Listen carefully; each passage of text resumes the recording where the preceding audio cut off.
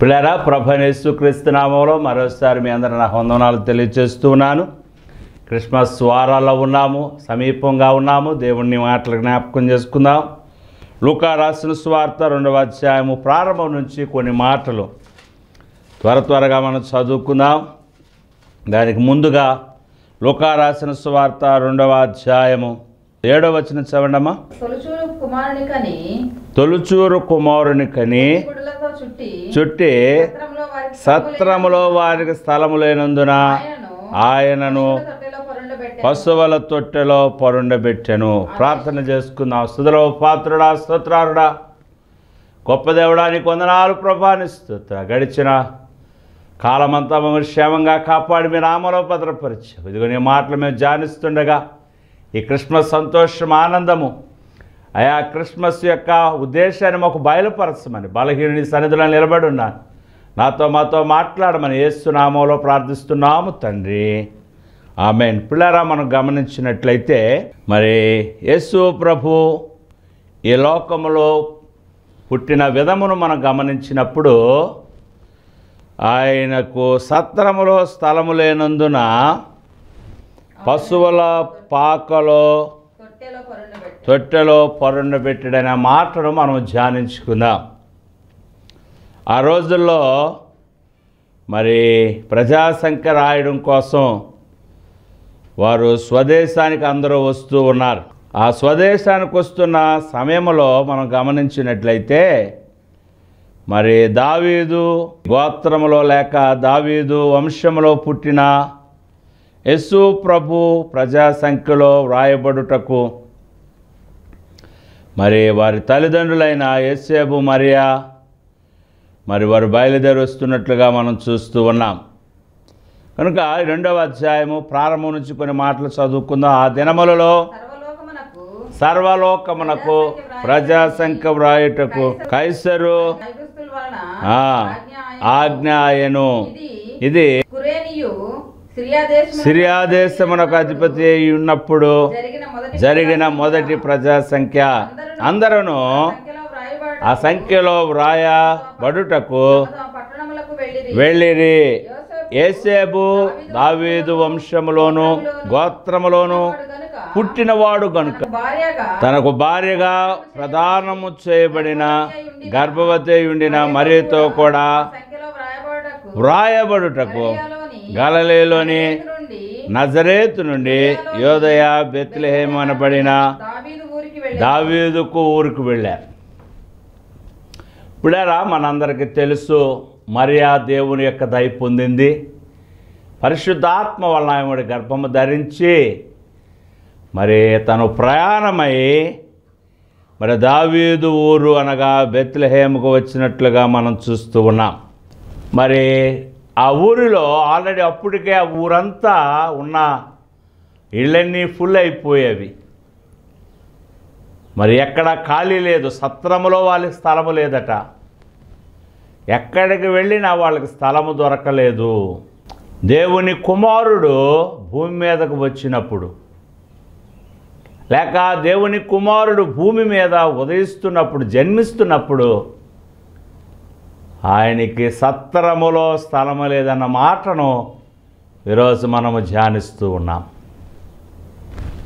గలతీయులకు రాసిన పత్రిక 4వ అధ్యాయము 4వ వచనములో చక్కని మాటను ఇక్కడ జ్ఞాపకం చేస్తూ ఉన్నాడు.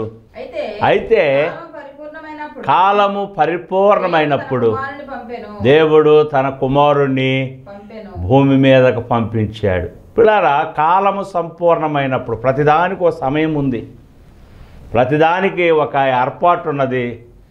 దేవుడు తన సమయంలో తన కాలంలో చేస్తాడు ఆయన.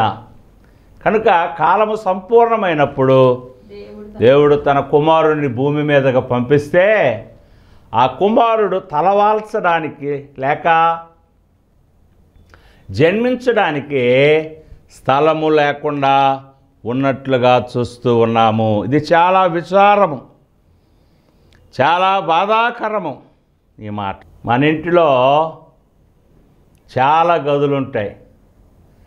మాస్టర్ బెడ్రూమ్ ఉంటుంది, గెస్ట్ రూమ్ ఉంటుంది, వంటగది ఉంటుంది, గెస్టుల రూమ్ ఉంటుంది, హాల్ ఉంటాయి, టీవీకి స్థలం ఉంటుంది, ఫ్రిడ్జ్కి స్థలం ఉంటుంది, బీరువాకి స్థలం ఉంటుంది, చివరికి చెప్పులు పెట్టుకోవడానికి కూడా స్థలం ఉంటుంది. కానీ దేవుణ్ణి ఆరాధించడానికి స్థలము ఉండదు. మనము స్థలం ఏర్పాటు చేసుకోము. కానీ దేవుని వాక్యానుసారముగా దేవదాసయ్య గారు చక్కని మాట, సన్నిధి గది, మనం ఉంటున్న నివాసములో, దేవుడు మనకిచ్చిన గృహములో దేవునికంటూ ఒక గది ఉండాలి. సన్నిధి గది, ప్రార్థనా గది. చాలామంది ఈ మాటను చాలా సీరియస్గా తీసుకొని వారి ఇల్లు కడుతున్నప్పుడే ఇలాంటి సన్నిధి గదిని ఏర్పాటు చేస్తూ ఉంటారు. మా తండ్రి గారు ఈ మాటను అనేకసార్లు బోధించేవారు. ఆ ప్రకారమే మా సంఘములో దేవానందం గారు దేవుడు ఆయన గృహము కట్టుతున్నప్పుడు ఓ సన్నిధి గదిని ఏర్పాటు చేసి అది ఓ ప్రార్థనా గదిగా ఏర్పాటు చేశాడు. చాలా సంతోషం. దేవుడు ఆ కుటుంబాన్ని దీవించాడు, దేవుడు ఆ కుటుంబాన్ని ఆశీర్వదించాడు. కనుక సన్నిధి గది లేక దేవుని గది. ఈరోజు నీ ఇంట్లో దేవునికి స్థలం ఉన్నదా? నీ హృదయంలో దేవునికి స్థలం ఉన్నదా? లేదా ఒకసారి పరిశీలన చేసుకుందాం. ఇక్కడ గమనించినట్లయితే మత్తయి రాసిన సువార్త 9వ అధ్యాయము 18వ వచనం నుండి చదువుకుందాం. ఆయన ఈ మాటలు వారితో చెప్పుచుండగా, ఇదిగో ఒక అధికారి వచ్చి ఆయనకు మ్రొక్కి, నా కుమార్తె ఇప్పుడే చనిపోయింది. పిల్లరా గమనించండి, కుమార్తె చనిపోతే ఎక్కడికి వెళతాం? సమాధి గొయ్యి తవ్వించడానికి వెళతాం, బాక్సు సిద్ధపరచడానికి వెళతాం. పిల్లరా గమనించండి. అయితే ఈ అధికారి యేసు ప్రభు దగ్గరకు వచ్చి, నా కుమార్తె చనిపోయినది, అయినను నీవు వచ్చి నీవు చెయ్యి ఆమె మీద ఉంచుము, ఆమె బ్రతుకును అనెను. ఎంత చక్కని మాట, ఎంత విశ్వాసం, ఎంత నమ్మకము. చనిపోయిన తర్వాత ఇంత విశ్వాసము నేను అధికారులు చూడడం చాలా సంతోషిస్తూ ఉన్నాను. యేసు ప్రభుని గురించి విన్నాడు, వినడం వల్ల విశ్వాసం కలుగుతుంది. ఆ విశ్వాసంతో ప్రభు దగ్గరికి వచ్చి, అయ్యా నా కుమార్తె చనిపోయింది, ఆయనను నీ వచ్చి చేయి ఉంచితే ఆమె బ్రతుకునని అనెను. కనుక ఎంత విశ్వాసము. అయితే యేసు ప్రభు మరి ఆయనతో కూడా వెళ్ళినట్లుగా చూస్తున్నా. ప్రభువా, దేవుడు గొప్ప దేవుడు. ఆయన బాధల్లో ఉన్నవాడిని దర్శించే దేవుడు, ఆయన కష్టాల్లో ఉన్నవాడిని దర్శించే దేవుడు. ఆయన ఎప్పుడైతే ఈ మాట చెప్పాడో వెంటనే ఆయన లేచి వెళ్ళినట్లుగా చూస్తూ ఉన్నాం. తీరా ఆయన బయలుదేరి వచ్చిన తరువాత 23వ వచనము, అంతలో యేసు అధికారి ఇంటికి వచ్చి పిల్లల గోవును వాయించు వారిని, గొల్లు చేయుచుండు వారిని చూచి, నాకు స్థలమీయుడి, ఇచ్చినది నిద్రించుచున్నదే గాని చనిపోలేదని వారితో చెప్పగా, ఎప్పుడైతే యేసు ప్రభువుని తీసుకొని అధికారి తన ఇంటికి వచ్చాడో, ఇంటి చుట్టూ చుట్టాలు, బంధువులు, స్నేహితులు. సహజంగా నేను చూస్తూ ఉంటాను, ఎవరైనా చనిపోతే కొన్ని గ్రూపులు ఉంటాయి. పాటలు పాడే గ్రూపు, మందులు తాగే గ్రూపు, గుసగుసలాడే గ్రూపులు, సమాధి తవ్వే రకరకాల గ్రూపులు వస్తాయి. మనకన్నా ఎక్కువగా వాళ్ళు హడావుడి చేస్తారు. కానీ ఇప్పుడు తొందరగా అది చేయండి, ఇది చేయండి హడావుడి చేస్తారు, గోళ్ళు చేస్తారు, గోల చేస్తారు. ఈ అధికారి ఏమో తన కుమార్తె పడిపోయింది, యేసు ప్రభు వస్తే బాగుపడుతుంది, తిరిగి లెగుస్తుంది నమ్మకం ఉంది. వీళ్ళైతే గోల చేస్తూ ఉన్నారు. అధికారి ఇంటికి వచ్చినప్పుడు పిల్లన గ్రోవును వాయించు వారిని, గొల్లు చేయుచుండు జనసమూహమును చూచి యేసు ప్రభు ఒకటే ఒక మాట అంటున్నాడు, నాకు స్థలం ఇవ్వండి. అక్కడ కూడా స్థలం లేదు. రకరకాల వాయిద్యాలు వాయించేవారు వచ్చారు, సావు మేళము. వాళ్ళు ఫుల్గా వచ్చేసారు డబ్బుల కోసం. తర్వాత గోల చేసేవారు. బంధువులు, స్నేహితులు, అమ్మ అప్పుడే నీకు నూరేళ్ళు నిండిపోయావా, అప్పుడే మమ్మల్ని వదిలేసావా, వాళ్ళు బాగున్నారు, వీళ్ళు బాగున్నారు, గోలి చేసేవారు వచ్చేసారు. కానీ యేసు ప్రభు వచ్చి ఓ మాట అంటున్నాడు, స్థలమియుడి అంటూ ఈ చిన్నది నిద్రించున్నదే కానీ చనిపోలేదని వారితో చెప్పగా వారు ఆయనను అనగా యేసు ప్రభువును అపహాస్యము చేశారు. కారణం ఏమిటంటే వారు యేసుని గురించి వినలేదు, యేసు ప్రభువుని గురించి వారికి తెలియదు. ఆయన కుంటివారికి కాళ్ళు ఇచ్చే దేవుడని, గుడ్డివారికి కళ్ళు ఇచ్చే దేవుడని, మగవారిని బాగు చేసే దేవుడని, స్వస్థత చేసే దేవుడని, చనిపోయిన వారిని తిరిగి లేపే దేవుడని, దయాలను వెలగొట్టే దేవుడని, సమాధానము సంతోషమిచ్చే దేవుడని, ఆయనే మార్గము, సత్యము, పరలోకం వెళ్ళే మార్గమని వారు తెలియక యేసు ప్రభువును అపహసించినట్లుగా చూస్తూ ఉన్నాం. ఇలా ఏదైనా కార్యం జరుగుతున్నప్పుడు ప్రార్థనకు సమయం ఇవ్వము, భోజనాలకు సమయం ఉంటుంది, మాటలు చెప్పుకోవడానికి సమయం ఉంటుంది, వంటలు వండుకోవడానికి సమయం ఉంటుంది. పిల్లరా గమనించండి, చాలా కార్యక్రమాలు నేను వెళ్ళినప్పుడు అంతవరకు బాగానే ఉంటారు, పాటలు పాడినప్పుడు కూడా బాగానే ఉంటారు. ఇక వాక్యం చెబుదామన్న టైంకి పాస్టర్ గారు టైం అయిపోతుంది, బీపీలు పాస్టర్ గారు, షుగర్ల పాస్టర్ గారు చాలా హడావుడి చేస్తూ ఉంటారు. వాక్యం వినరెవరు, వాక్యం చెప్పనివ్వరు. పిల్లరా గమనించండి, భోజనానికి ఎక్కువ ఇంపార్టెన్స్. యేసు ప్రభువును వారు అపహసించారు. ప్రభు స్థలము ఇవ్వాలి, ఆయన ప్రార్థనకు స్థలం ఇవ్వాలి, ఆయన వాక్యానికి స్థలం ఇవ్వాలి, ఆయన మాటలకు స్థలం ఇవ్వాలి. ఆ ప్రభు అంటున్నాడు, ఆ చిన్నది నిద్రించున్నదే కానీ చనిపోలేదని వారితో చెప్పగా అపహసించిరి.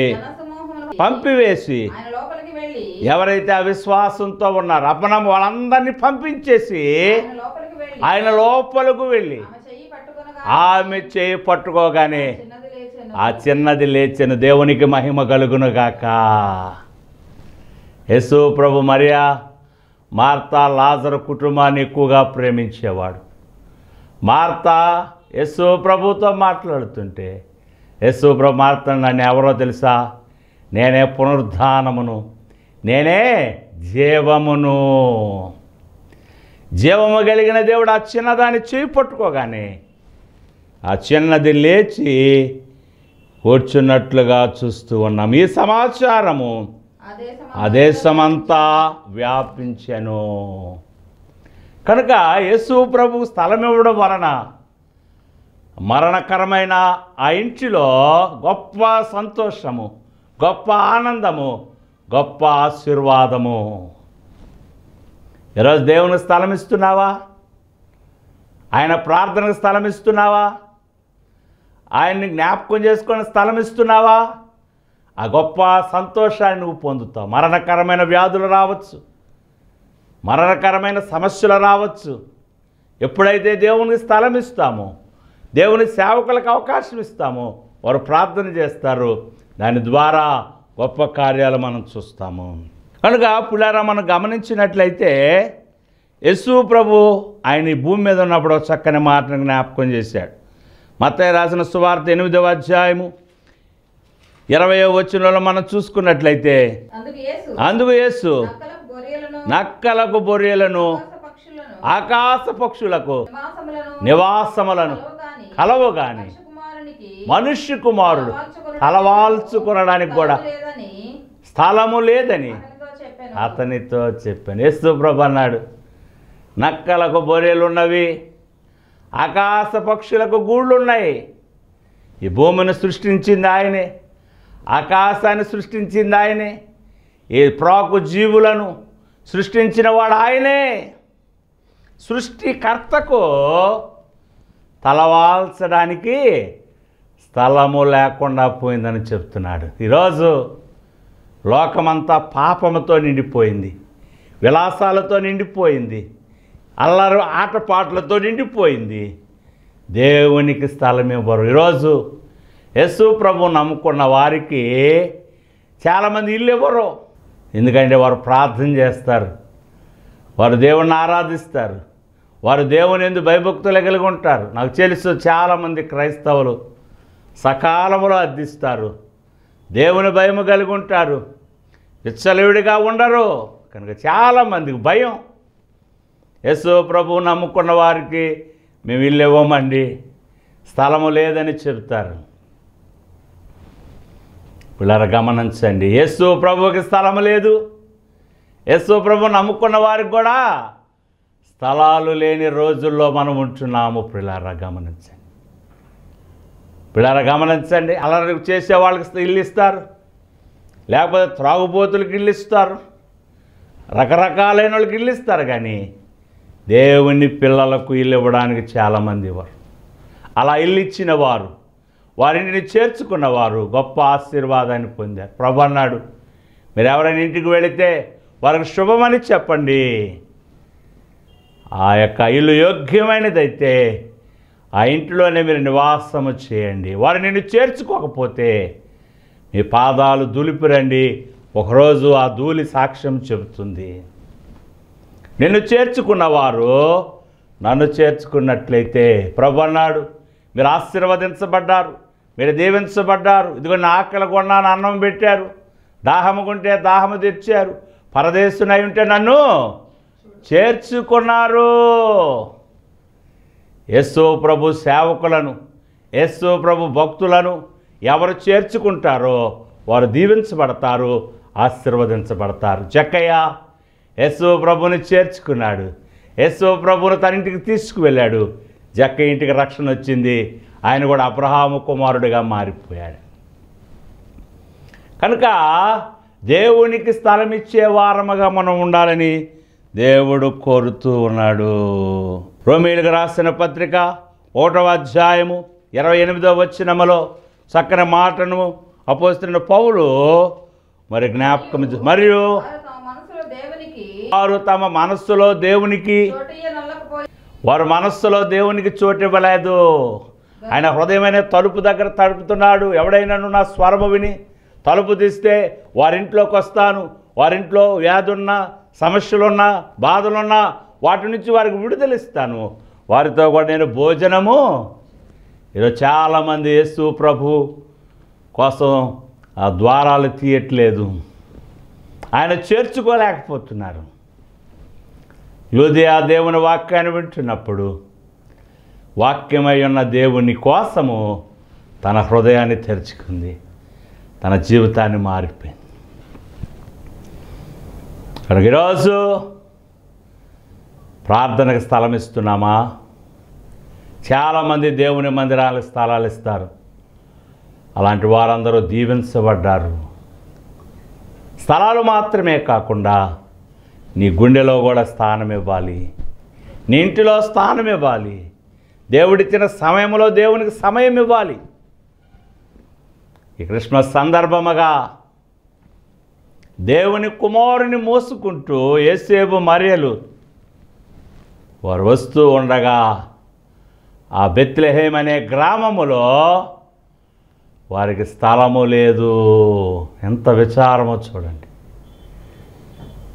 తలతలలాడే దేవదూత లోకములో ఉండే దేవుడు, కోటి సూర్య ప్రభాకరుడైన దేవుడు మన కోసం ఒక సామాన్య మానవుడిగా ఈ లోకానికి వచ్చినప్పుడు ఆయన జన్మించడానికి బెత్లెహేమ్ అనే గ్రామములో అక్కడున్న సత్రాలలో వాళ్ళ స్థలము లేనట్లుగా మనము చూస్తూ ఉన్నాం. ఈరోజు నీ స్థితి, నా పరిస్థితి ఎలా ఉంది ఒకసారి పరిశీలన చేసుకుందాం. స్థలం ఉందా లేదా ఒకసారి పరిశీలన చేసుకుందాం. 132వ కీర్తన 3వ వచనం చదువుకుందాం. యాకోబు యొక్క బలిష్ఠునికి మొక్కుబడి చేసెను, ఎట్లనగా యెహోవాకు నేను ఒక స్థలము చూసు వరకు. యాకోబు యొక్క బలిష్ఠునికి ఒక నివాసము నేను చూచు వరకు నా వాసస్థానమైన గుడారములో నేను ప్రవేశింపను. నేను పరుండు మంచం మీద ఎక్కను, నా కనులకు నిద్ర రానియను, నా కనురెప్పలకు కునికిపాటు రానివ్వనని. ఇక్కడ కీర్తనాకాడైన దావీదు చక్కని మాటను జ్ఞాపకం చేస్తున్నాడు, లేక దేవుని సన్నిధిలో ప్రమాణం చేస్తున్నాడు. 2వ వచనంలో జ్ఞాపకం చేస్తున్నాడు, అతడు యెహోవాతో ప్రమాణపూర్వకముగా ఈ మాట ఇచ్చి యాకోబు యొక్క బలిష్ఠునికి మొక్కుబడి చేశాను.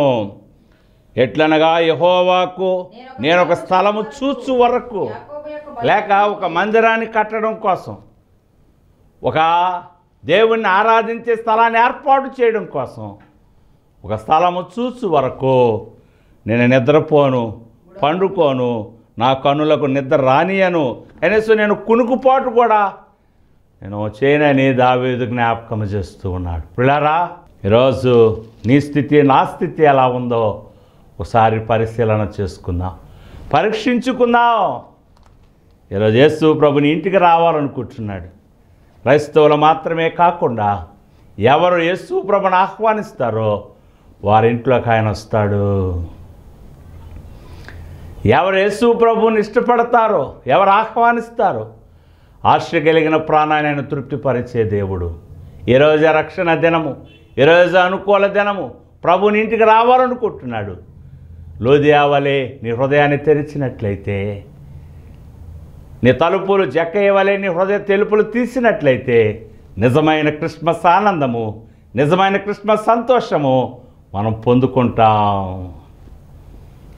అయ్యా, నా హృదయాన్ని తెరువు నాయన, నా కన్నులు తెరువు నాయన, నా జీవితాన్ని తెరువు నాయన. ఈరోజే నా ఇంట్లోనికి స్థలం ఇస్తాను, నా హృదయంలోనికి స్థలం ఇస్తాను, నా జీవితంలోనికి స్థలం ఇస్తాను. నిన్ను ప్రార్థించడానికి, నిన్ను కలుసుకోవడానికి, నీతో మాట్లాడడానికి నేను స్థలం ఇస్తాను. ఈరోజు నీ విషయమే దేవుడు సాక్ష్యం చెప్తున్నప్పుడు ఏమి సాక్ష్యం చెప్తాడో తెలుసా? ఇలా నాకు స్థలం ఇచ్చారు. దేవునికి స్థలం ఇస్తే, దేవునికి స్థలం ఇస్తే, సమయం ఇస్తే నా జీవితంలో గొప్ప కార్యాలు చేస్తాడు ఆయన. చాలాసార్లు మనం జీవితాల కార్యాలు జరగట్లేదని కారణం ఏమిటంటే మనము స్థలము ఇచ్చేవారముగా లేము. ఆయన స్థలం ఇవ్వాలి, సమయం ఇవ్వాలి, గొప్ప కార్యాలు మనం చూస్తూ ఉన్నాము. ఏదో 2000 సంవత్సరాల క్రితం యేసేపు మరియలు వారు ప్రయాసపడుతున్నారు. ఆ రోజు ఆ బెత్లెహేమ్ అనే గ్రామములో వారికి స్థలము లేకుండా పోయింది. మరి ఈరోజు ఆ ప్రభువు రాబోతున్నాడు, రావాలనుకుంటున్నాడు. స్థలం ఇస్తామా? ప్రభు ఎలా వస్తాడు? సంఘము రూపంలో వస్తాడు, లేదా సేవకుని రూపంలో వస్తారు. చాలామంది క్రైస్తవ సంఘాలు, సేవకులు కేరళస్ అనే తిరుగుతారు ఈ నెలంతా. ప్రతి గృహాన్ని దర్శిస్తారు. నీ ఇంటి పక్కన ఎవరైనా క్రైస్తవులు ఉన్నారనుకో, వారింటికి వస్తారు. ఆ సమయంలో మీరు కూడా ఆహ్వానించినట్లయితే మీ ఇంటికి కూడా ఆయన వస్తాడు. క్రైస్తవులారా గమనించండి, దేవుని సేవకులు మీకోసమే వస్తున్నారు. మిమ్మల్ని దీవించడానికి వస్తున్నారు, మిమ్మల్ని ఆశీర్వదించడానికి వస్తున్నారు. క్రిస్మస్ వంటల్లో బిజీగా ఉన్నారా? క్రిస్మస్ డెకరేషన్లో బిజీగా ఉన్నారా? క్రిస్మస్ ఏర్పాట్లు బీసెంట్ రోడ్లోనూ, లేకపోతే వస్త్రలతలోనూ బట్టలు తీసుకునే బిజీలో ఉన్నారా? ప్రభు నీ దగ్గర రావాలనుకుంటున్నాడు, నీతో సహవాసం చేయాలనుకుంటున్నాడు. ఆయన నీ దగ్గరకు వస్తే నువ్వేమో మార్కెట్లో ఉన్నావు. నశించిన దాన్ని వెతికి రక్షించడానికి దేవుడు భూమి మీదకి వస్తే భూమి మీద ఉన్న జక్కయ్య చెట్టు ఎక్కి కూర్చున్నాడు. ఇలా చాలామంది చెట్టు మీద ఉన్నారు. కులము, మతము, జాతి, ప్రాంతము, వర్గము. యేసు ప్రభు అంటున్నాడు, జక్కయ్య త్వరగా దిగు. పైన దేవుడు కిందకు వచ్చాడు, కింద ఉన్న మనమేమో పైకి ఎక్కి దిగట్లేదు. జక్కయ్యతో అన్నాడు, జక్కయ్య నన్ను చూడాలని ఆశపడ్డావు. చూడడం మాత్రమే కాకుండా నేడు నేను నీ ఇంట ఉండవలసి ఉన్నది. అందరూ అనుకుంటున్నారు జక్కయ్య పాపి కదా, జక్కయ్య అబద్ధికుడు కదా, జక్కయ్య మోసగాడు కదా, జక్కయ్య దగ్గరికి ఎందుకు వెళ్తున్నారు?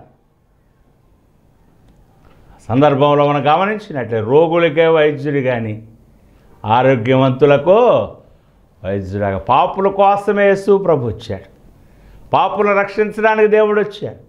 నీ కోసం నా కోసం వచ్చాడు.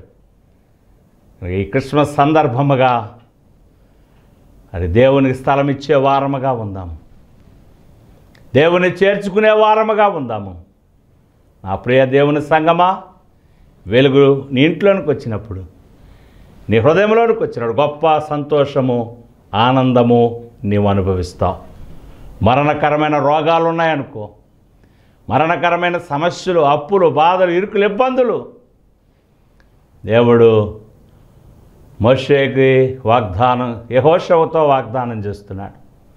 నేను మోషేకి తోడుగా ఉన్నాను, నీకు తోడుగా ఉంటాను, నువ్వు అడుగుపెట్టిన ప్రతి స్థలాన్ని దీవిస్తాను అన్నాడు. ఈరోజు క్రిస్మస్ సందర్భముగా దేవుని సంఘానికి, దేవుని సేవకునికి, దేవునికి మనం స్థలం ఇచ్చినట్లయితే వారు మన దగ్గరకు వస్తారు.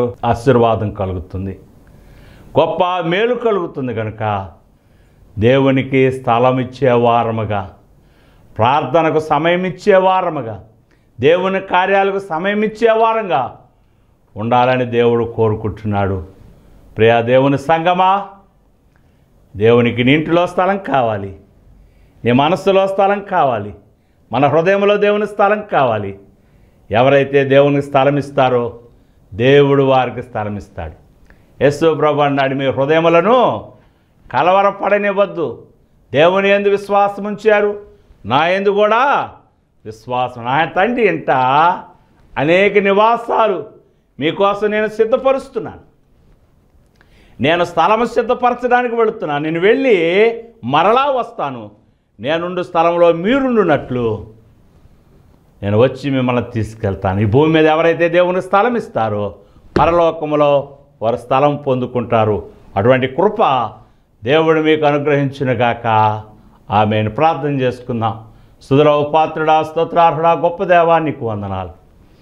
అయా, బెత్లెహేములో ఉన్న సత్రముల్లో స్థలము లేదు, ఇళ్లలో స్థలము లేదు. ప్రభా, నీకు స్థలం ఇస్తే ఎలాంటి దీవెనలు పొందుతారో మాకు తెలియపరిచారు. అయ్యా, నువ్వు మాకు స్థలము పరలోకంలో సిద్ధపరుస్తున్నాము. అలాంటి గొప్ప దేవుడు మా భూమి మీదకు వచ్చావు. మేము స్థలం ఇవ్వడానికి సహాయం తెచ్చామని విన్న వాక్యాన్ని మీరు ఆశీర్వదించమని యేసయ్య శ్రేష్ఠ నామంలో ప్రార్థిస్తున్నాము తండ్రి. ఆమేన్. మన ప్రభువైన యేసుక్రీస్తు కృప, దేవుని సహాయము, పరిశుద్ధాత్మతోడు మనందరికి తోడుగా ఉండి నడిపించునుగాక. మరణాత స్తోత్రం. అందరికి వందనాలు. దేవుడు మిమ్మల్ని దీవించునుగాక, ఆశీర్వదించునుగాక. ఆమేన్.